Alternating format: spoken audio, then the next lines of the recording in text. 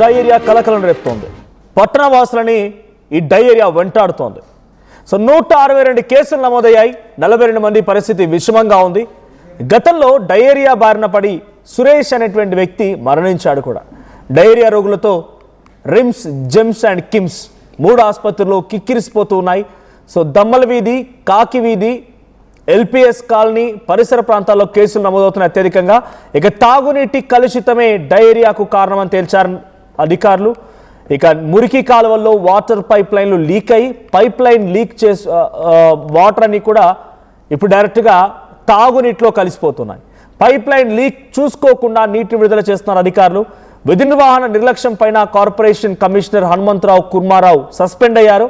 ఇక నీటి శాంపిల్స్ పరీక్షల్లో ఈకోల బ్యాక్టీరియా ఉన్నట్టుగా నిర్ధారణ అయింది. చికెన్, మటన్ అమ్మకాలపైన నిషేధాలు విధించారు అధికారులు. ఇక వసతి గృహాలను సైతం డయేరియా, పలు విద్యార్థులందరికీ అనారోగ్య బారిన పడ్డారు.